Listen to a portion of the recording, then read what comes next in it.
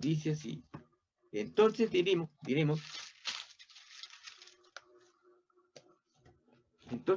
lo siguiente. En el versículo 2, Jesús, ¿dónde enseñaba? Desde una barca.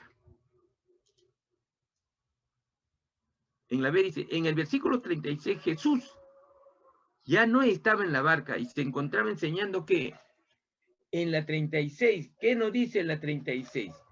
En la 36 nos dice acá, dice, entonces despedida la gente, entró Jesús en la casa y acercándose a él sus discípulos le dijeron, explícanos la parábola de la cizaña y el campo. Entonces, ¿dónde estaba el Señor? Correcto. Estaba en la casa. Ya estaba en la casa, en la cual el Señor, su discípulo, le pide la explicación. En el versículo 10, entre estos episodios, Jesús también está enseñando. Ya no está en la barca y aún no llega a la casa. Por lo que podemos suponer que también les enseñó a sus discípulos mientras iba. ¿Por dónde iba? Ojo, desde la barca iba a la casa. Estaba yendo. Entonces iba por el camino. Y en ese camino le iba explicando. O sea, el Señor no perdía oportunidad para poder enseñar. Entonces dice 4. Vea los dibujos de la página 213. ¿Cuántas de las 8 parábolas de Mateo 13 se enseñaron en la barca? Que ya la hemos hecho. Se enseñó 1. Acuérdense, si nosotros vamos a la página 213, vamos a ver. Ahí tenemos 8 parábolas. Entonces, en la barca, ¿cuántas parábolas se enseñó? 1. Ahí vemos. Y en el camino, ¿cuántas parábolas enseñó el Señor? Ahí tenemos 3. En el camino, 3. Y si eran 8, entonces en la casa sería el restante, que viene a ser 4. Claro, son 8 las parábolas. Ve, en el cual de estos 3 lugares contó Jesús la parábola del sembrador. ¿En dónde lo hizo? Cuando estaba en la barca. Del tesoro escondido y la perla de buen precio, cuando ya había llegado a la casa. Y entonces, y de la semilla de mostaza y la levadura, eso fue en el camino.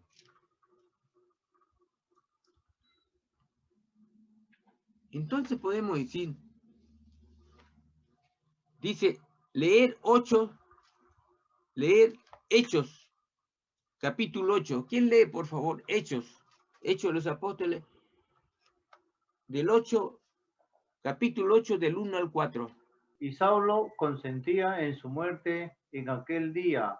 Hubo una gran persecución contra la iglesia que estaba en Jerusalén, y todos fueron esparcidos por las tierras de Judea y Samaria, salvo los apóstoles. Y hombres piadosos llevaron a enterrar a Esteban e hicieron gran llanto sobre él. Y Saulo asolaba a la iglesia y entrando a casa por casa arrastraba hombres y mujeres y los entregaba en la cárcel. Pero los que fueron esparcidos iban por todas partes anunciando el evangelio. Amén, pastor. Ahí está. En esta oportunidad, Esteban, acuérdense, Esteban había llegado a esa ciudad, pero llegado que los judíos, no solamente él, habían llegado varios con él. Pero Esteban, ¿qué había pasado con Esteban? Esteban, cuando estaba predicando la palabra, se le juntaron los fariseos, los enemigos de los apóstoles. ¿Y qué pasó? Lo comenzaron a apedrear. Lo comenzaron a apedrear. Por aquel entonces, el que hoy se llama Pablo, No, todavía no había tenido un encuentro con el Señor y estaba presente, se llamaba Saulo. Y esta gente apedrearon a Esteban hasta que lo mataron. Pero acuérdense que en ese momento cuando le estaba cayendo la piedra y lo iba a matar, ¿qué había pasado? ¿Qué había pasado con Esteban? Esto me hace recordar a nuestro Señor Jesucristo cuando estaba en la cruz. ¿Qué es lo que le dijo? Dice que él miró al cielo y se abrió los cielos, dice. Se abrió los cielos. Y Esteban le dijo al Señor, perdónalos. Perdona. Pidió perdón para aquellos que le están tirando piedra, para aquellos que le están matando. Es aquel hombre que amaba a Jesús. Es aquel hombre que había entendido a Jesús. Amar a nuestros enemigos, dice. Aquel que te hace daño, aquel que te ofenda, aquel que no te quiere, aquel que te va a matar. Y eso es lo que estaban haciendo. ¿Qué? Aún Saulo no estaba tirando piedra, estaba presente. Pero que él estaba diciendo que sí, está bien lo que han hecho ustedes. Y lo mataron. Y a partir de ese entonces, ¿qué pasó con Saulo? Saulo se fue a la sinagoga, se fue al Sanedrín y pidió cartas. ¿Autoridad para qué? Para ir a Damasco y poder apresar y echar a la cárcel a los judíos, a los cristianos. Y ahí es donde en esa ida tiene el encuentro con el Señor. Entonces, lo que nos dice y nos pregunta aquí dice, escribe alguna de las oportunidades diarias que podemos utilizar para sembrar la palabra del Señor. Acá, mire, acá Esteban estaba predicando la palabra del Señor, pero ¿qué nos pide? Acá nos pide un ejemplo. Dice, escriba algunas de las oportunidades diarias que podemos utilizar para sembrar la palabra del Señor. Acá nos dice que debemos poner un ejemplo que hemos tenido o que podemos tener para predicar la palabra del Señor o hemos tenido alguna oportunidad de predicar. Puede ser, por ejemplo, si pueden predicar en el carro, en el ómnibus, la palabra del Señor, sería una gran cosa. O ponerse ahí donde hay bastante gente que en los mercados y hablar de Dios. De repente nadie nos quiere escuchar, pero lo que quiere el Señor es que nosotros, nuestra boca, hable de lo que tenemos en nuestro corazón. ¿Y qué tenemos en el corazón? Palabras de Dios. Eso es lo que, este es el ejemplo que nos está pidiendo acá. Poder predicar en lugares públicos. Eso es lo que nos pide el Señor.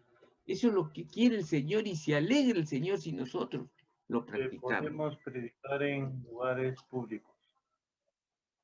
Claro. Ahora en el 6 dice, existen diferentes maneras de presentar la semilla de la palabra del Señor. El uso de la tecnología moderna, como la radio, la televisión y la prensa, ha hecho posible llevar la palabra de Dios a todo el mundo. Todo esto está bien, pero según la palabra de Cristo en Hechos 1:8, la forma más importante, fundamental de sembrar la semilla del reino es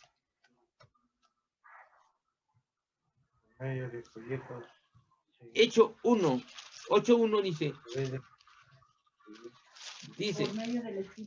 dice la palabra del Señor, 8:1, y Saulo consentía en su muerte. En aquel día hubo una gran persecución contra la iglesia que estaba en Jerusalén, y todos fueron esparcidos por la tierra de Judea y de Samaria, salvo los apóstoles. Estaban predicando la palabra del Señor en todo sitio. ¿Y qué es lo que podemos poner? A ver, dice, por medio de folletos, ¿Por medio de folletos? Claro, pudiera ser. Dice, a través de la radio, a través de publicidad, a través de revistas o por medio de nuestro testimonio personal.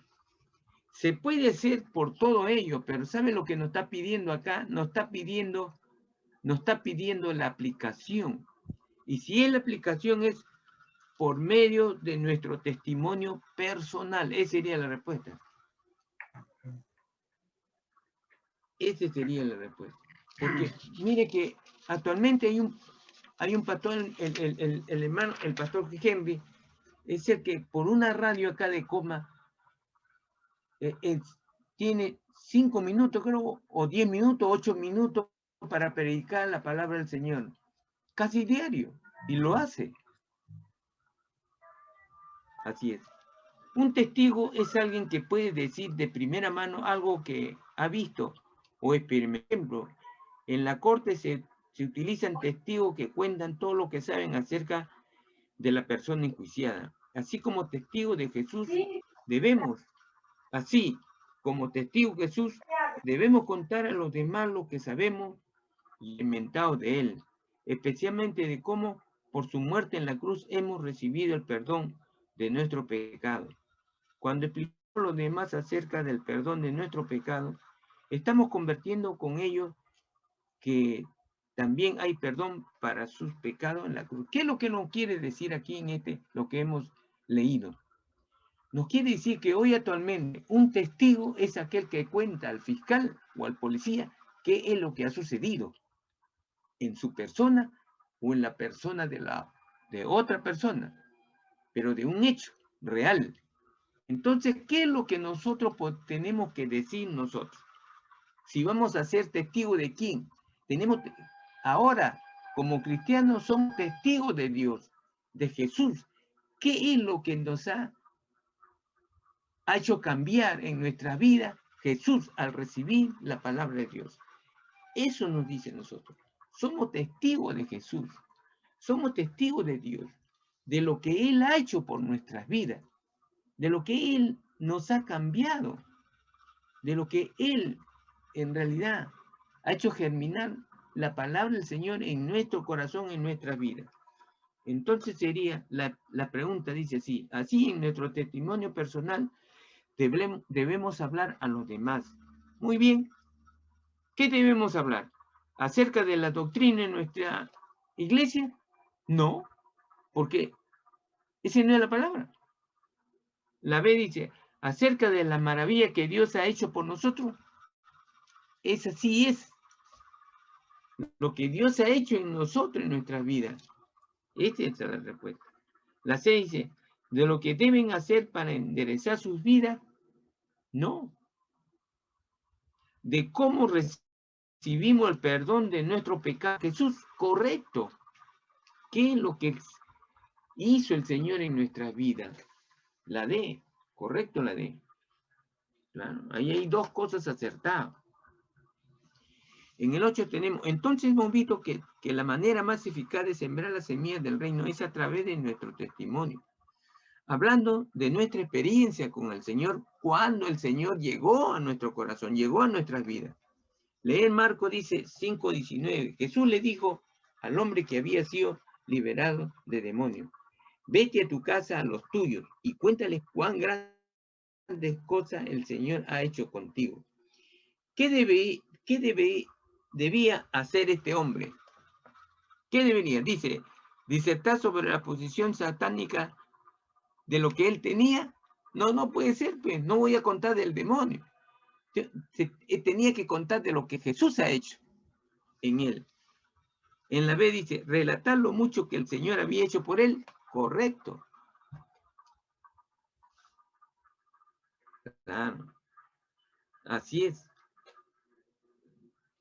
Esto se trata del Gadareno, que tenía 2000 demonios. Ahora, 9 dice, por lo tanto, cada creyente debe testificar de Jesús cada vez que se presente la oportunidad describiendo lo que hizo por él. Hermano, acá dice lo que el Señor ha hecho por ti y por mí. ¿Qué es lo que hago yo siempre, hermano? Yo, siervo del Señor, ¿qué hago? Glorifico a Dios.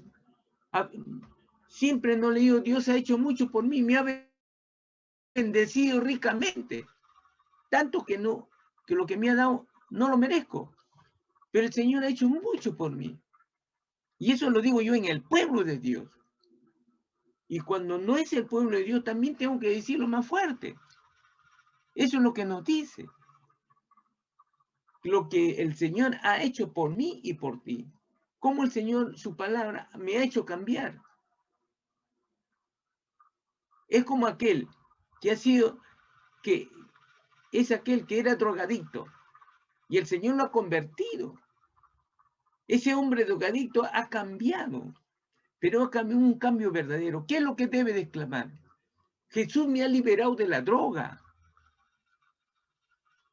Y si hay un alcohólico y el Señor lo ha cambiado, lo ha liberado del alcohol, ya no toma. ¿Qué es lo que tiene que decir? Mira, dije a mí me gustaba el licor, a mí me gustaba la cerveza, a mí me gustaba el vino, el licor, me emborrachaba, mi vida estaba hecho un triza. ¿Y qué es lo que debe decir? El Señor me cambió. Yo vivía regalando mi dinero en las bodegas, hablaba palabras que no son repetibles. Esa era la vida que yo tenía en el licor. No llegaba a mi casa, no tenía dinero, solamente dinero era para el licor y me hacía daño. Y no me daba cuenta, pero Cristo me ha cambiado. Hoy yo soy un hombre cambiado, una mujer cambiada. Eso lo está pidiendo ahí, eso nos dice ahí que debemos hacer. Entonces, es decir, todo creyente debe estar dispuesto a entregar su testimonio personal. ¿Ya ves? Yo mi testimonio personal siempre lo cuento, hermano. Al final le voy a contar uno.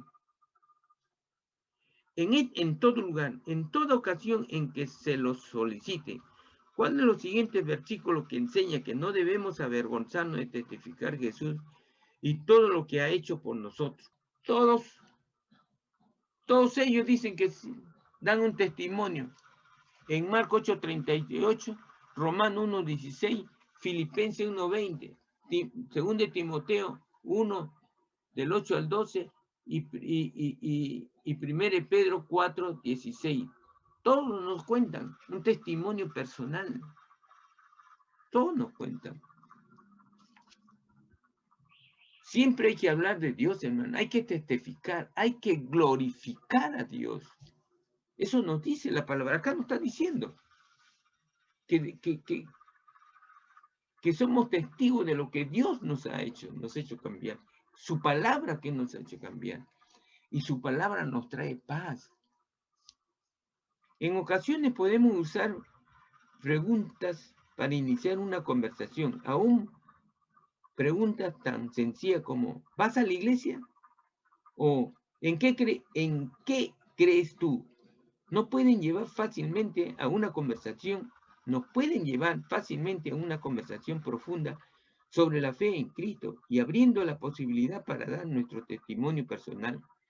No se olviden de escuchar atentamente cuando respondan sus preguntas. Escriba otras 2 preguntas que pueden usar para iniciar una conversación sobre Jesús. Claro. Si yo voy a utilizar la palabra, ¿vas a la iglesia? Podría yo estar en reunión con mis amigos que no son cristianos. Y le digo, oye, ¿a qué iglesia vas? ¿Asistes a una iglesia? Y esa es una conversación para iniciar y hablar de Cristo. ¿Claro? Estoy en una reunión con mis amigos de jugar pelota o de jugar vóley o con una amiga que tengo en el mercado que le compro, que es mi casera. Estoy conversando en otra, pero le digo, pero mire, ve, no puedo llegar temprano porque me fui a la iglesia. Y casera, ¿usted también va a la iglesia? O sea, iniciar una conversación mediante esta pregunta para poderle conversar sobre Dios, qué es lo que ha hecho. Esa es una manera, con esa pregunta. Y tantas otras cosas, pues, puede decir, mire, mire, yo puedo estar junto con un casero y le digo, y veo a alguien que está pasando por allá, una persona que está mal vestida y se le ve que está mareado y andando, y le digo, casera, mire, ve cómo esa persona, ¿no? Qué triste se ve. Qué triste se ve. ¿Cómo es cuando uno tiene un vicio? Pero ese vicio le ha dado el diablo. Pero ¿sabe qué? Vecina, mi vida cambió. Pero yo no tenía ese vicio, sino que en realidad yo tenía otra cosa que me apartaba de Dios. ¿Qué es esa cosa? Mire, Vela, hoy puedo hacer un gastito con usted, venir, pero yo antes pues, tenía un vicio y me gastaba la plata en otra cosa y no tenía para comprar. Pero Dios me cambió. Dios cambió mi vida. Cuando lo busqué a Dios, yo oré por mí. O si no decir, mi esposo pues le gustaba, mire, le gustaba gastar en el licor o divertirse con sus amigos. Y no me daba dinero. Yo oré mucho por mi esposo. Y Cristo lo cambió a él. Hoy en día ya no va ese vicio. Hoy en día viene y me da para comprar. Por eso vengo, casera. Por eso vengo y tengo para comprar. Ya le di tres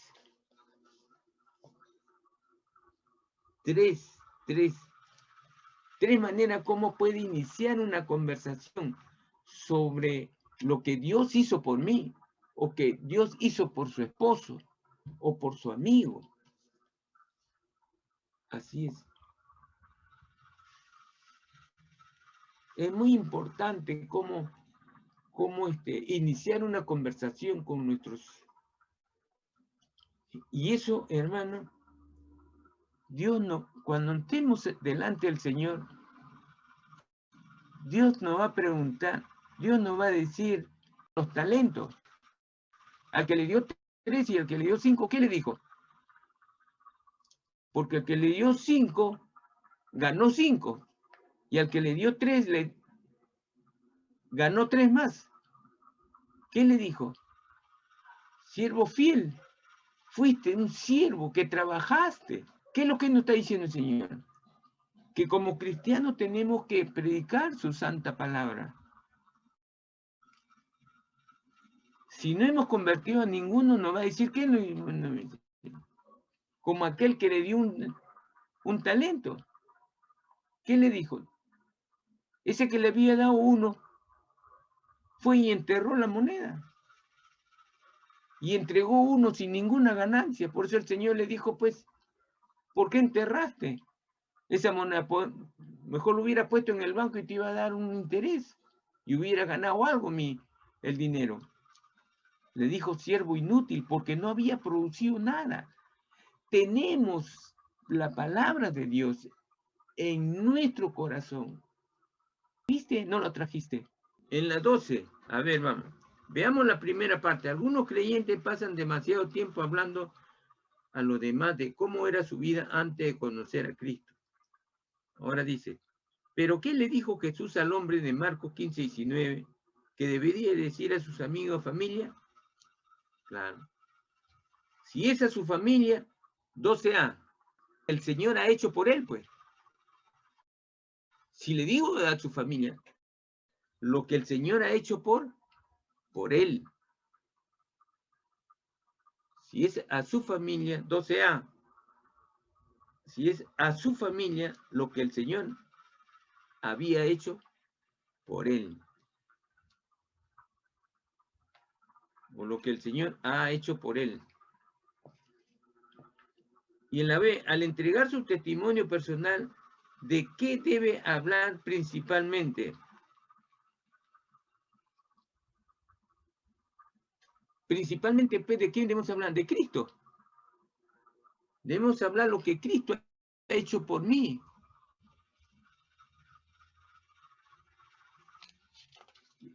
Cristo hizo por mí. Claro. Y ahí tiene un montón de cosas dicen. ¿Qué hizo por mí el Señor? En la 13 dice, sin embargo, aún cuando debemos ocupar la mayor parte de nuestro tiempo hablando acerca de lo que el Señor ha hecho por nosotros, nuestro testimonio no estaría completo si no mencionamos brevemente cómo eran nuestras vidas antes de convertirnos. Esto lo debemos hacer con sensibilidad de tal manera que resalte todas las cosas maravillosas que Jesús ha hecho por nosotros. Ha hecho por nosotros, claro. Debemos resaltar pues lo que Cristo hizo por nosotros. Cuando esa señora le dijo lo que Cristo ha hecho por su esposo, cuando se trata de su esposo, lo que el Señor ha hecho por su hija, cuando se trata de su hija, lo que el Señor hizo por su vecino, lo que Dios hizo por su vecino. Al utilizar la historia de cómo era nuestra antigua vida, debemos hacerlo con el objeto de que los demás se identifiquen con nosotros. A veces, si captamos las emociones de quien nos escucha, podemos tocar algún problema en su vida, como la depresión, la soledad, el temor, que le ayude a identificarse con nosotros y esperar de nosotros alguna respuesta. Marque la alternativa más apropiada, dice. Antes de llegar a ser creyente, yo vivía únicamente para el dinero. Y en la B dice, antes de llegar a ser creyente, yo vivía para el dinero, pero nunca logré una verdadera felicidad. Entonces, ¿cuál sería? El primero no nos dice de alguna felicidad, solamente que vivía para el dinero. Y entonces la felicidad lo tuve cuando el Señor vino a mi vida. Entonces la B. Claro, la B sería. ¿Cuál de los siguientes es el testimonio más completo? La A, vamos a ver. Estamos en el 15. El que ocupa todo su tiempo hablando de cómo llegó a conocer a Jesús sin mencionar lo que él está haciendo en su vida. Podemos hablar mucho de Jesús, pero si no hablo de lo que Jesús hizo por mi vida, es incorrecto. No está completo. Es bueno, pero no está completo. La B. El que habla principalmente de las cosas que solía hacer antes de convertirse, está incompleto, le falta. No es así. C. El que habla brevemente de su antigua vida, habla de cómo era antes y de cómo conoció a Cristo y cómo conocía a Cristo. Y luego procede a hablar sobre las muchas cosas maravillosas que el Señor hace ahora, por él o por ella. Hay 3 pasos ahí. El que habla de su vida antigua y cómo conoció a Cristo y de lo que Cristo está haciendo hoy, ahora, por su vida. Es la correcta. Son los 3 pasos correctos. Hablar como era antes. Segundo paso, cómo Jesús llegó a su vida. O sea, cómo lo cambió. Y el tercero es lo que está haciendo Jesús ahora en su vida. Lo cual le trae felicidad, le trae tranquilidad, le trae paz. Esa es la verdad. ¿Cuál de los siguientes testimonios concuerda con la descripción que hemos dado de un buen testimonio personal?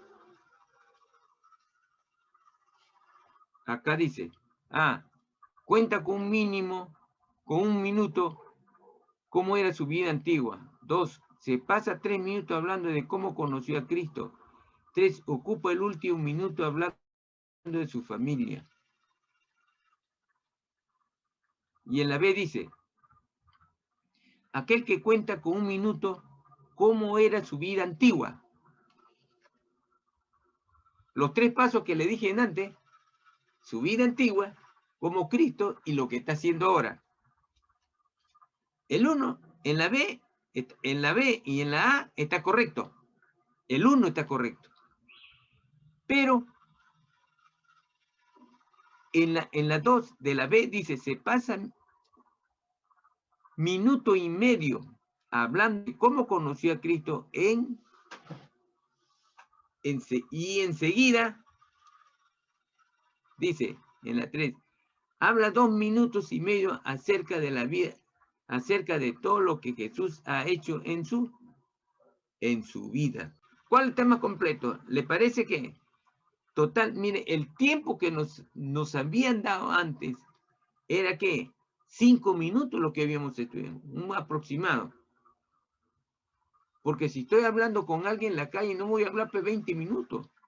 Claro, sería muy bueno, pero no es así, pues. Lo práctico es sintetizado, breve. Entonces, ¿qué pasa? Dice, tiempo total para ambos testimonios, 5 minutos. ¿Cuál es el mejor testimonio? ¿Cuál lo ve usted? ¿La A o la B? Claro, parece que la B, ¿no es cierto? Claro, la B, pues. ¿Por qué? Porque ahí dice, pues, dice ahí, en la 1, cuenta con 1 minuto cómo era su vida. Y en la 2, se pasa minuto y medio hablando de cómo conoció a Cristo. Y enseguida habla 2 minutos y medio acerca de lo que Jesús ha hecho en su vida. Total, ¿cuánto cuenta? 5 minutos. Y hizo los 3 procesos, los 3. 17. Escriba ahora el tiempo aproximado. Escriba ahora el tiempo aproximado para cada una de las 3 partes de este buen testimonio. ¿Cómo era mi vida antes? Ya le hemos visto arriba. 1 minuto. Arriba está la respuesta, pero vamos a... ¿Cómo conocí a Cristo? Puede ser, ojo hermano, puede ser 1 minuto y medio o 2 minutos también. ¿No? Sí. Y después, lo que Cristo ha hecho por mí. La respuesta está pues en la B de la 3, pues. Lo que Cristo hizo por mí. Claro, 2 minutos y medio, correcto, eso es lo que dice arriba. Lo cual suma, la suma de ellos son 5. Claro, 5 minutos. La primera parte del testimonio debe ser lo más breve, porque un testigo es alguien que habla acerca de otra persona y no de sí mismo. Solo hablar a los demás de nuestra vida, de nuestra antigua vida, no ayudará a otro a solucionar su problema o cambiar su vida, porque no le dice nada acerca de la persona que nos salvó. Debemos también compartir las otras 2 partes del testimonio eficaz. La 2 última es la más eficaz, por eso que se demora más tiempo. 2, la más eficaz. Entonces, en el número 2, ¿qué es lo que pondría primero? ¿Cómo conocí a Cristo? ¿Cómo conocí a Cristo? Y en la 3 sería lo que Jesús ha hecho en mi vida. Lo que Jesús ha hecho en 18:2. De cómo conocí a Cristo. Claro. Y en la 3, lo que Jesús ha hecho en mi vida. Esos son los 2 pasos más importantes, porque el primero es cómo conocí a Cristo en 1 minuto nomás. Pero ahí nos da 2 espacios, ¿no? Pues el 2 y el 3. Después de haber hablado de cómo solíamos pensar o actuar en el pasado, debemos contar cómo conocimos a Cristo. En este punto hay 3 cosas que debemos compartir. Miren, ¿eh? ¿Cómo supimos acerca de Jesús y de su reino? ¿Por qué nos arrepentimos y le pedimos a Jesús que perdonara nuestros pecados? ¿Cómo le pedimos a Jesús que entrara en nuestra vida? Pregunta, ¿esta parte del testimonio demora más demora más o menos que la primera. ¿Cuál demora? ¿Demora más o demora menos? Claro, demora más que la primera, pues. Porque acuérdense que la primera es 1 minuto y la segunda demora más. 20. Además debe hablar más acerca de cómo conoció a Jesús que de contar de su vida. Antes de conocerlo, porque puede ser la única oportunidad que tenga